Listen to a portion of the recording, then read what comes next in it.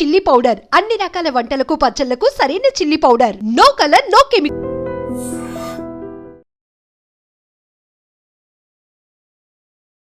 నమస్కారం, welcome to I Dream. ధర్మ మార్గం విత్ విజిత కార్యక్రమానికి స్వాగతం.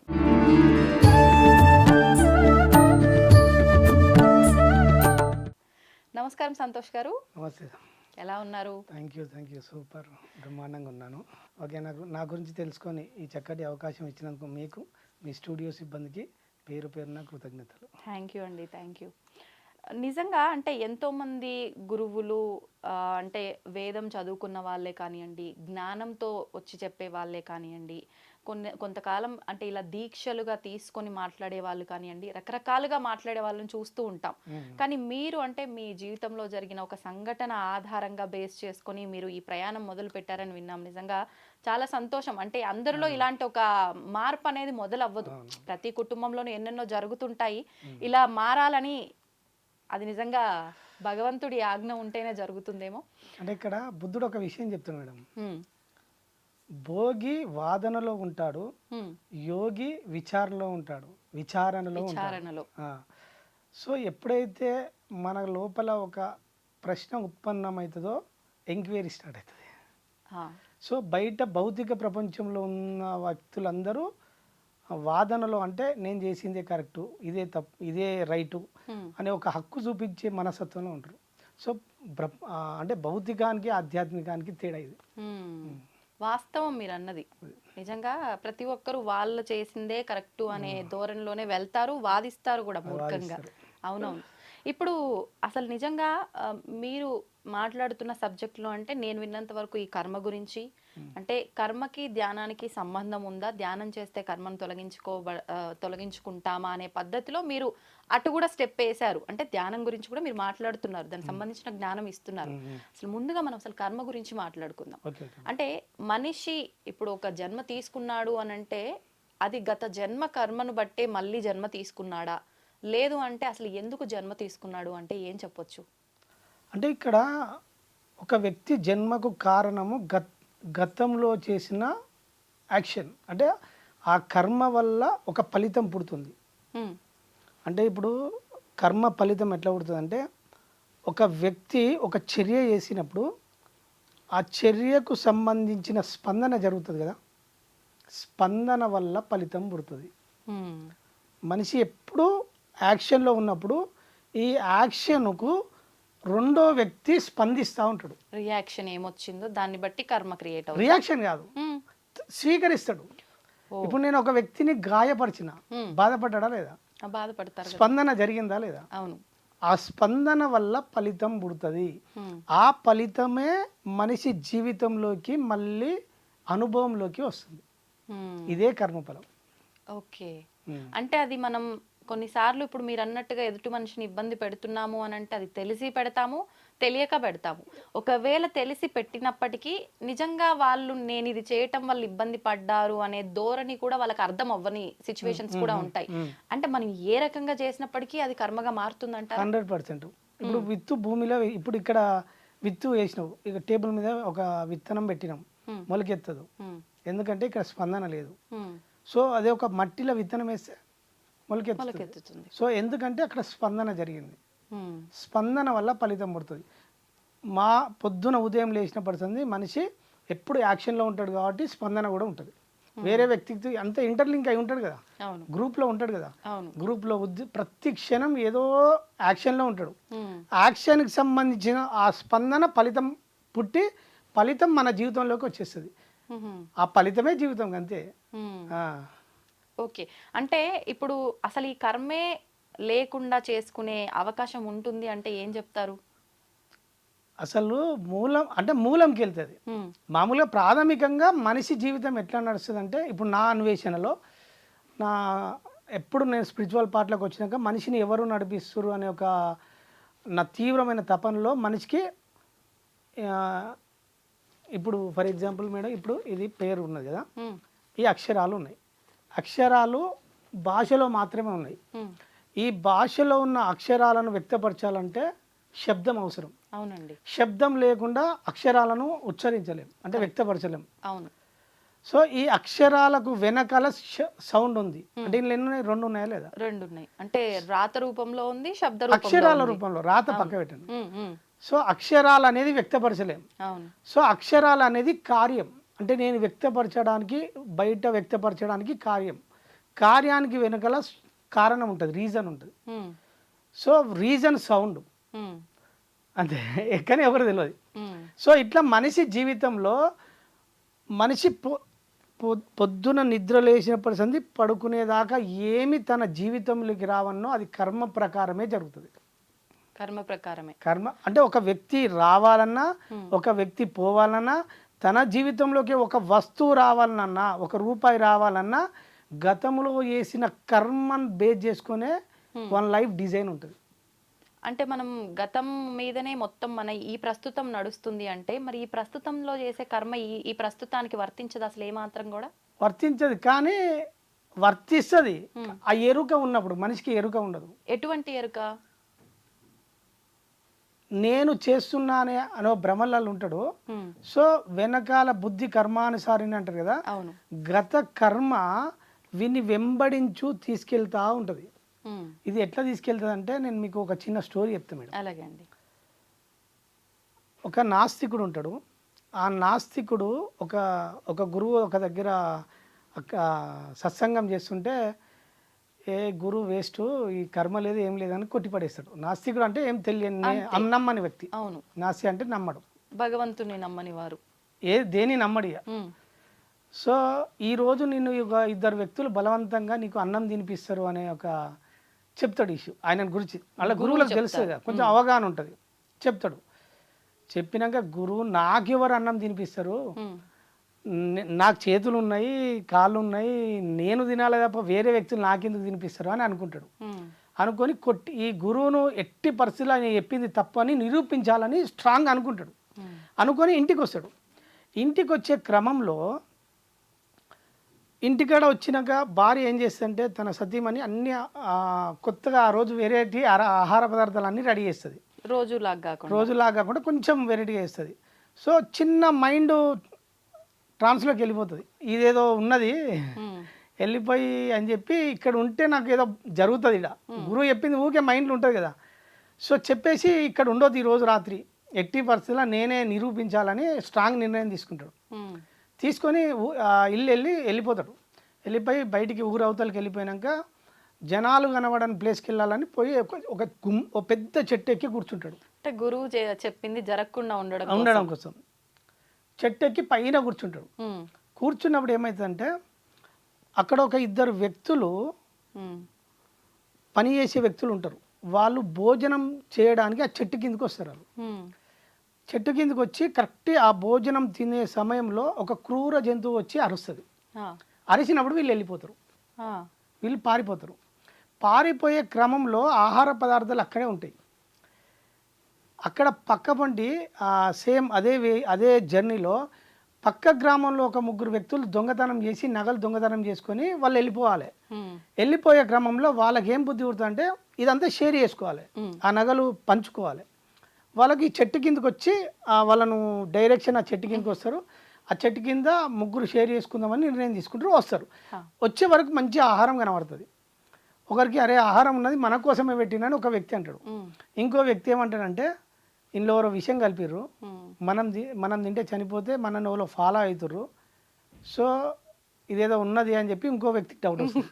మూడో వ్యక్తి ఏం చేస్తాడంటే గమనిస్తూ ఉంటాడు. గమనించినప్పుడు పైన చిన్న సౌండ్ శబ్దం విని చూస్తే ఆ వ్యక్తి కనబడతాడు. సో ఆ వ్యక్తిని కిందికి దించి ఇందులో ఆ విషయం కలిపి మమ్మల్ని తిని చంపేయాలనుకున్నావు, ఈ నగలన్నీ తీసుకోవాలనుకున్నావు కదా అని అడుగుతారు. నాకు సంబంధం లేదు, నేను చేయలేదు, అది ఎవరు పెట్టిరో నాకు తెలియదు అంటాడు. అనేసరికి మరి నువ్వు పెట్టలే కదా, నువ్వు తిను అంటాడు. తినడు ఆయన. తినపోతే అప్పుడు ఇద్దరు బలవంతంగా చెట్టుకు కట్టేసి బలవంతంగా తినిపిస్తారు. అప్పుడు ఆ వ్యక్తికి అర్థమైంది. ఏమర్థమైంది? గురువు చెప్పింది అంటే జరగబోయే కర్మఫలం తప్పించుకోలేరని ఒకటి. అంటే ఇంట్లో ఉంటే జరుగుద్దేమో అని బయటికి ఎవరూ లేని ప్రదేశానికి వచ్చినా జరిగింది అంటే కర్మ ఏ టైంలో ఎలా జరగాలో అది జరిగి తీరుతుంది సరే అని అర్థమా? దాని అర్థం. సో ఇలా 2-3 ఉంటాయి.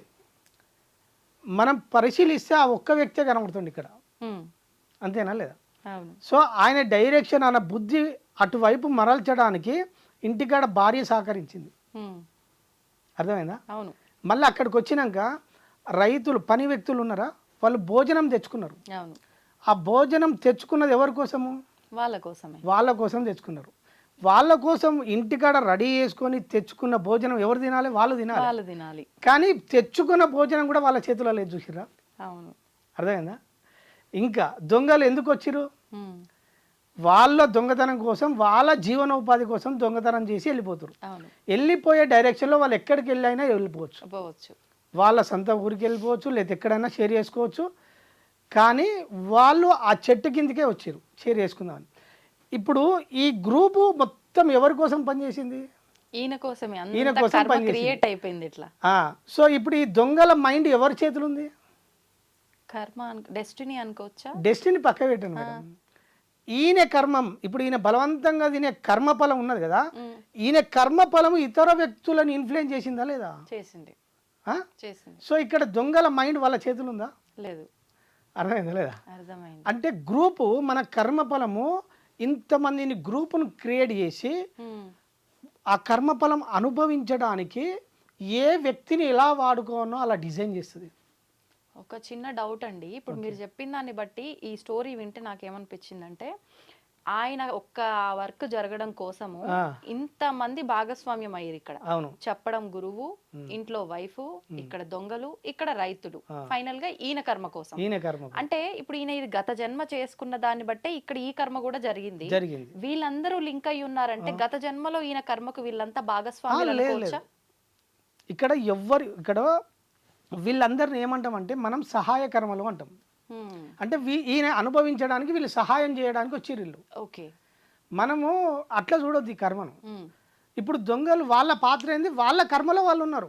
వాళ్ళ కుటుంబ పోషణ కోసం దొంగతనం చేసుకొని వెళ్ళిపోతారు. అక్కడ పని వాళ్ళు వాళ్ళ కుటుంబ పోషణ కోసం. కానీ వాళ్ళ కర్మలో వాళ్ళు వండుకుంటూ ఇతనికి లింక్ అయ్యారు. అర్థమైందా? అవును. అవును. అంటే ఇక్కడ ఎవరి కర్మ వాళ్ళకు వెంబడిస్తూ ఉంటుంది. వీళ్ళ కర్మను బేస్ చేసుకొని ఇంకో గ్రూపుకు లింక్ అవుతాం. ఇప్పుడు మీ కర్మ మీరు ఉన్నది మేడం, మీరు మీ ఉద్యోగ రీతిలో ఉన్నారు. అవునండి. సో ఇప్పుడు నేను నా కర్మ అనుభవించడానికి నేనున్నా.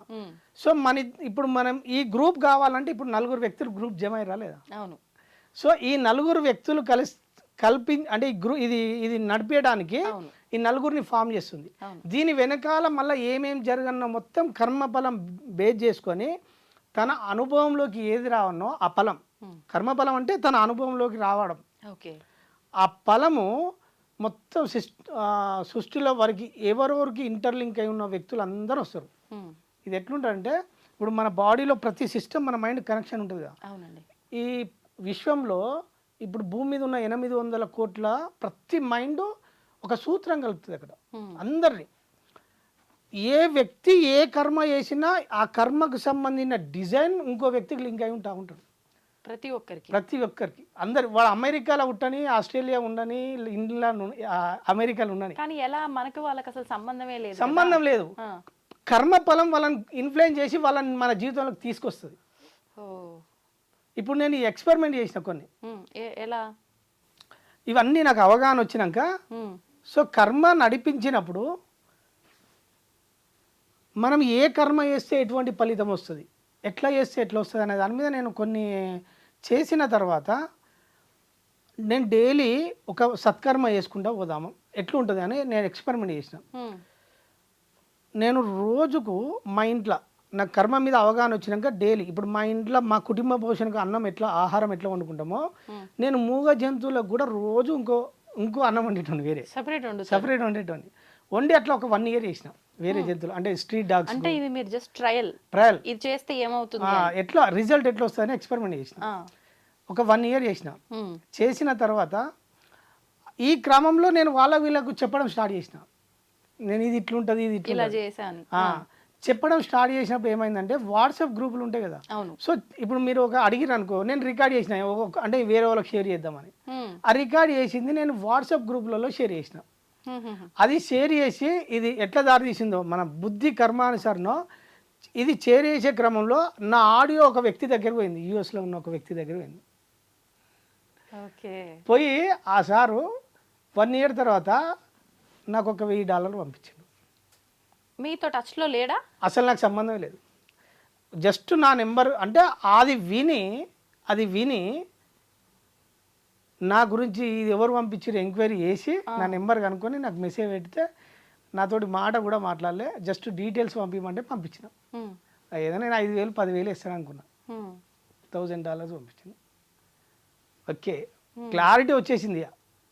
ఇట్లా ఎక్స్పెరిమెంట్ ఇంకా ఏం చేసిన అంటే ఏదైనా టెంపుల్ కాడికి వెళ్తాం కదా, టెంపుల్ కాల్కి వెళ్ళినప్పుడు ఏం జరుగుతుందంటే మనకు ఎవరైనా భిక్ష అడుగుతారు కదా మేడం, ఒక భిక్ష వాళ్ళు ఉంటారు కదా, వాళ్ళు ఏమంటారు మేడం? వాళ్ళు ఏమని అడుగుతారు? ఏమని అడుగుతారు? అమ్మ, కొంతమంది ఫుడ్ రూపంలో అడుగుతారు, లేదంటే అమ్మ ₹5 ₹10 డబ్బు రూపంలో అడుగుతారు. లేదు, ధర్మం చేయండి అంటారు. ఇప్పుడు ఎవరు అడుగుతున్నారండి అట్లా? అంటే మాక్సిమం ఏమని మూలం ధర్మం చేయాలి. నేను విన్నా మేడం, లేదు ఇప్పుడు విన్నా నేను. విన్న తర్వాత నాకు క్లారిటీ వచ్చింది. ఆ వ్యక్తి నా దగ్గరికి వచ్చి ధర్మం చేయండి అన్నాడు. ఆయన భక్ష్య అడుగుతలేడు, నాకు డబ్బులు ఇవ్వమంటలేడు, ధర్మం చేయండి అన్నాడు. ధర్మం చేయండి అంటే దాని మీనింగ్ ఏంది? ఒక వ్యక్తి మన ముందుకు వచ్చి ధర్మం చేయండి అంటే మన బాధ్యతను గుర్తు చేస్తుండు, ఆయన భిక్షాటన చేస్తలేడు. అర్థమైందా? అంటే దాని వెనకాల ఇంత అర్థాన్ని మనం అర్థం చేసుకోవాలి. మీ ముందుకు వచ్చి ధర్మం చేయండి అంటుండు, చెప్తుండు ఆయన మీ బాధ్యతను చెప్తుండు. ధర్మో రక్షతి రక్షిత అంటాం కదా, అంటే ధర్మాన్ని రక్షిస్తే ధర్మం మనల్ని రక్షిస్తుంది. ఆ టెంపుల్స్ కాడికి వెళ్ళినప్పుడు మనకు కొంతమంది కనబడతారు భిక్షాటన చేసేవాళ్ళు. వాళ్ళు వచ్చి మనల్ని అడుగుతారు. ఏమడుగుతారు మేడం? అంతే, మీరు ఇందాక చెప్పినట్టు ధర్మం చేయమని అడుగుతారు. ధర్మం చేయమని అడుగుతారు. ఆ ధర్మం చేయమనే క్రమంలో ఆ వ్యక్తి నన్ను అడిగినప్పుడు నాకు ఆయన అడుక్కున్నట్టు కనవలే, నా బాధ్యతను గుర్తు చేసినట్టు కనబడదు నాకు. నా బాధ్యతను అంటే ధర్మో రక్షిత రక్షిత అంటే ధర్మాన్ని కాపాడితే ధర్మం నిన్ను రక్షిస్తుందని మనకు తెలుసు సత్యం. సో ఈయన నన్ను ధర్మం చేయమంటే నేను ధర్మం అంటే ఏం చేయాలి, ఏంది ధర్మం అంటే అనేది నేను ఎంక్వైరీ చేసిన. దాని అర్థం ఏంటంటే ఆయన వ్యక్తి నా ముందుకు ప్రత్యక్షమైనప్పుడు నేను చేయవలసిన పనిని గుర్తు చేస్తున్నాయనే. ఆయనే ఆ వ్యక్తి నా ముందుకు వచ్చిండు, నేను చేయాల్సిన పనిని గుర్తించినప్పుడు అప్పుడు ధర్మం అంటే రూల్స్ ఏంది, మనం ఎలా నడవాల్సిన రీతిలో నడవాలి. సో ఆ క్షణం నేను ఏం చేయాలి అంటే ఆ వ్యక్తికి కావాల్సినవి సమకూర్చాలి. నేను నా ముందుకు వచ్చిన వ్యక్తికి తనకు ఎప్పుడు ఒక భోజనం కావాలి, ఒక పూట నేను భోజనంకు కావాల్సిన సదుపాయం చేయాలి, ధన రూపంలో లేదా భోజనం అన్న సమకూర్చినప్పుడు నేచర్ ఆ వ్యక్తిని నా దగ్గర తీసుకొచ్చింది కదా, అక్కడ స్పందన జరిగింది కదా, ఫలితం పుట్టినప్పుడు ఫలితం ఏం పుట్టింది? పుణ్యం నా అకౌంట్లో జమ అయింది. ఈ పుణ్యం రూపంలో నాకు భవిష్యత్తులో ఇంకా వేరే అవకాశాలు ఏర్పడతాయి. ఇది.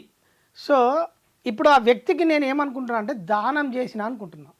నేను వ్యక్తికి దానం చేయలే, నా భవిష్యత్తు కోసం నా కర్మఫలాన్ని క్రియేట్ చేసుకున్నా. నా కర్మఫలాన్ని క్రియేట్ చేసుకోవడానికి ఆ వ్యక్తి నాకు సహకరించడానికి నా ముందుకు వచ్చిండు, నేను దానం చేస్తున్నా అనుకుంటున్నా.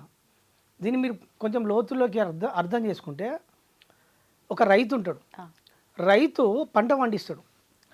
పంట పండించే క్రమంలో భూమికి ఉపయోగించుకుంటాడు కదా, భూమిలో విత్తనాలు వేస్తాడు, పంట పండుతుంది.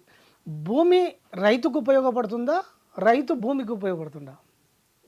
అది ఎట్లా చెప్పగలమండి? ఇప్పుడు భూమి అందరికి ఉపయోగపడుతుంది, అంతే కదా. అవును. సో ఇక్కడ భిక్షగాడు మనకు ఉపయోగపడుతుండు, మన అకౌంట్లో పుణ్యం వేయడానికి, మన భవిష్యత్తు కోసం సృష్టిని నిర్మించుకోవడానికి ఈ వ్యక్తి మనకు ఉపయోగపడుతుంది. మనం అతనికి ఏదో సహాయం చేయాలి, అతను మనం మన కర్మని తొలగించుకోవడం కోసమో కాదు, మన భవిష్యత్తును సృష్టించుకోవడం కోసం అనుకోవచ్చు.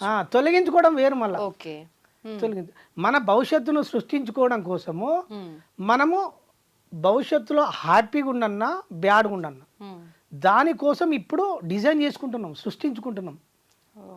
ఈ సృష్టికి ఆ వ్యక్తి భూమిలాగా మనకు ఉపయోగపడడానికి నేచర్ అందించిన వ్యక్తి మనకు. సో తీసుకునే వ్యక్తి ఉండడం వల్లనే మనకు భవిష్యత్తు ఉన్నది అనే రహస్యం నాకు అర్థమైంది. సూపర్ అండి.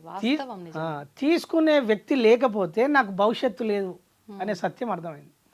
సో ఈ పరిణామ క్రమంలో నేను అసలు ఏంది ఇదంతా అని డీకోడ్ చేసినప్పుడు సృష్టి మొత్తం అంటే ఈ భూమండలంలో ఉపయోగము అనే పదం మీద నడుస్తుంది భూమి. ఉమ్. ఎలా? చూసుకోండి, ఉపయోగము అంటే ఏ రకంగా? ఎవ్రీథింగ్ సృష్టిలో ప్రతిదీ ఉపయోగం. ఇప్పుడు చేను మనకు ఉపయోగపడుతుంది, అవును. ఎవ్రీథింగ్. మనకు ఉపయోగపడని వస్తువు ఏదన్నా ఉన్నదా? లేదు. సృష్టిలో ప్రతిదీ మనకే ఉపయోగపడుతుంది, ఏదో ఒక సందర్భంలో ఉపయోగపడుతుంది, వ్యక్తులు కానీ ఎవ్రీథింగ్. అంతే అండి. సో ఈ ఉపయోగంలో ఈ చక్రంలో మనకు అందరూ ఉపయోగపడడానికే ఉన్నారు. ఉమ్. మనము వేరే వాళ్ళకు ఉపయోగపడుతున్నాం. ఉమ్. మనము వేరే వాళ్ళకు ఉపయోగపడడం వల్ల వాళ్ళు మనకు ఉపయోగపడతారు. పరస్పరం జరుగుతుంది ఇక్కడ. అవును. ఈ జరగడం వల్ల మన జీవన విధానం ఉన్నది. ఉమ్. మనిషికి వచ్చేసరికి ఇది ప్రకృతిలో నేచర్లో ఎట్లుంటుందంటే చక్రంలో ఒకటి మనిషి దగ్గరికి వచ్చేసరికి ఏమో చెట్టు సహజంగా ఎదుగుతుంది. అవును. మనిషి దగ్గరికి వచ్చేసరికి రెండు ఉంటాయి, స్వ ఉపయోగము, పరోపకారం. ఉమ్. అంటే మన కోసం చేసే కర్మలు ఉంటాయి, ఉంటాయి.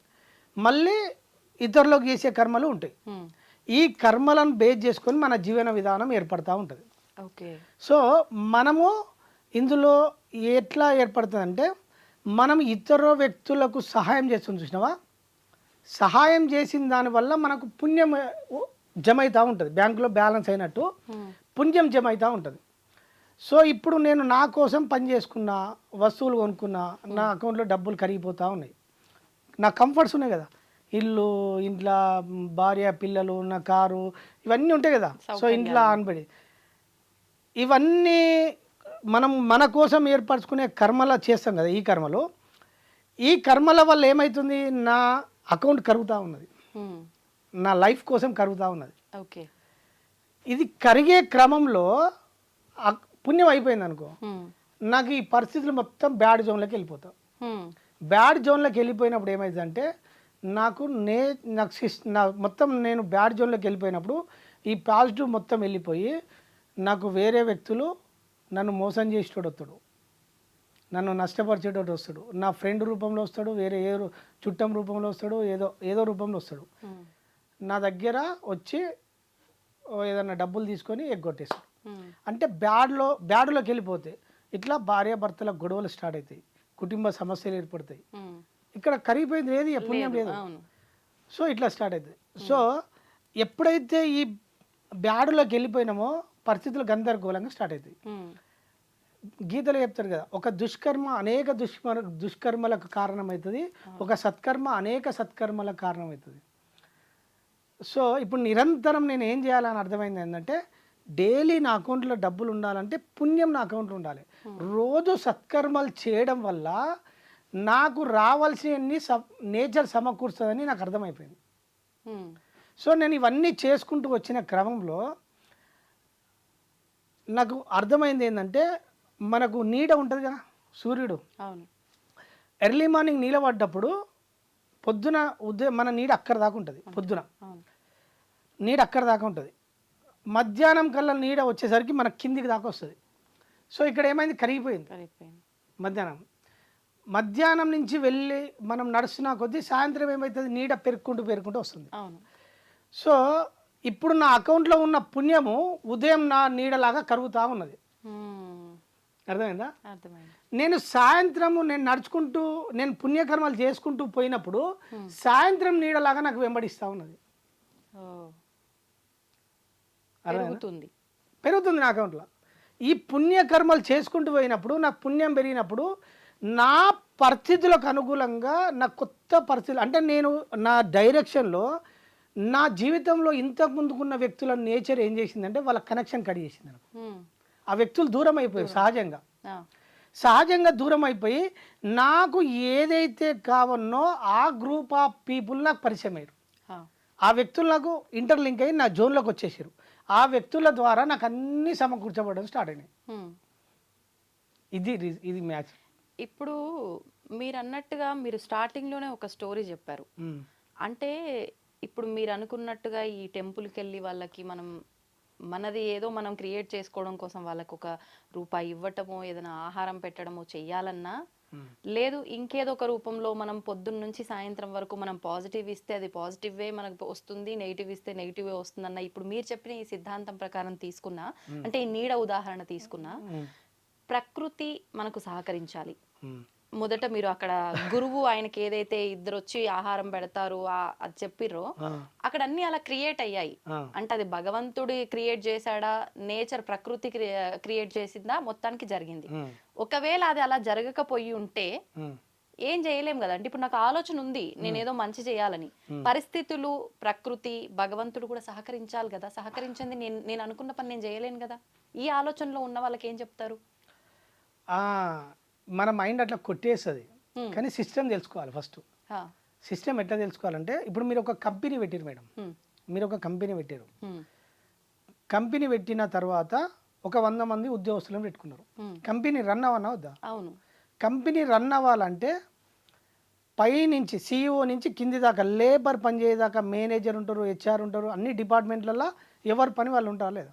ఉంటారు. అంత సిస్టమ్ అంతా ఎవరు తయారు చేసారు?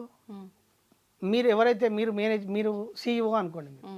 సో మీరు కంపెనీ చేసినప్పుడు కంపెనీలో ఈ వ్యక్తికి ఇంత జీతం ఇవ్వాలి, ఈ వ్యక్తికి ఇంత జీతం ఇవ్వాలని ఎవరు నిర్ణయించారు? ఎవరికైతే ఆలోచన వచ్చి మొదలు పెట్టారో వాళ్ళే డిజైన్ చేస్తారు. మీరు ఫస్ట్ ఒక సిస్టమ్ తయారు చేసిరా లేదా? అవును. ఒక ధర్మం తయారు చేసి, అంటే రూల్స్ అండ్ రెగ్యులేషన్స్ తయారు చేసిరా లేదా? అవును. సో ఆ రూల్స్ ప్రకారమే ఏ వ్యక్తికి ఎంత జీతం ఇవ్వాలని ఉంటుంది. సో ఇప్పుడు మీరు CEO, మీరు పైన ఉన్నారు, మీ కంపెనీలో 100 మంది ఉద్యోగస్తులు, మేనేజర్కి 1 లక్ష ఇచ్చారు, కానీ కింద లేబర్ పనిచేసే వ్యక్తులకు ఒక 20,000 50,000 ఇచ్చారు. మరి కింద వాళ్ళకి మీరు అంత జీతం ఇస్తలేరు కదా. అవును. మరి ఎందుకు ఇస్తలేరు? అంటే ఏ పనికి తగ్గట్టు అంత వేతనము అని అది అంతా ఎవరు నిర్ణయించారు? నేను ఆ పొజిషన్ లో ఉన్నా మెయిన్ కాబట్టి నేను డిసైడ్ చేసా అనుకోవచ్చు ఇక్కడ వరకు. మీరు చేసిరు, మీరు అన్నట్టుగా మన కర్మ ఏదైతే మనం క్రియేట్ చేసుకున్నది ఉందో దాని ద్వారా మీరు లోతులోకి పరిశీలించాలి.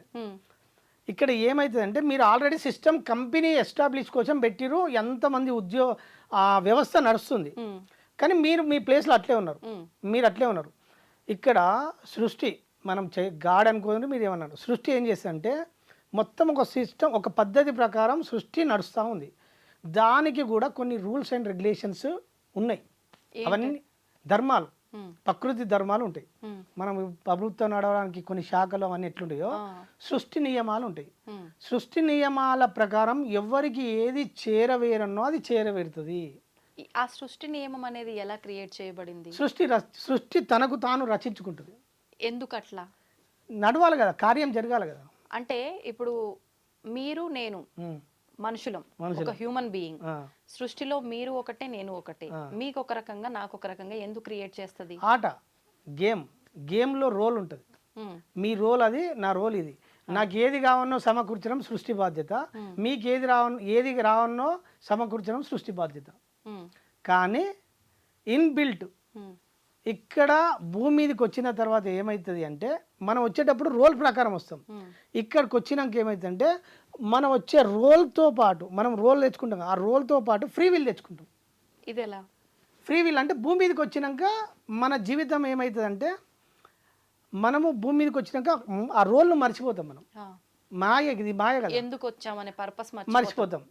మర్చిపోయి మన రోల్ ఏం చేస్తుందంటే, మన ప్రణాళిక ఆ డైరెక్షన్లో తీసుకెళ్తూ ఉంటుంది, మనకు తెలియదు. సో ఆ రోల్ ఒక్కొక్క ఎక్స్పీరియన్స్ ఒక్కొక్కరు అందరి ఇంటర్లింక్ అయి ఉంటుంది. సో అందులో మనకు బాధ కలగవచ్చు, కానీ ప్రపంచంలో అందరినీ చూసినప్పుడు మనకు భోగాలు సుఖాలు కావాలని కోరుకుంటాం, లగ్జరీస్ కావాలని కోరుకుంటాం. ఇది మైండ్ కోరుకుంటుంది, కానీ మూలం అది ఉంటుంది కదా. సో ఇప్పుడు మీ రీసెంట్గా కుబేరా సినిమా చూసిరా మేడం?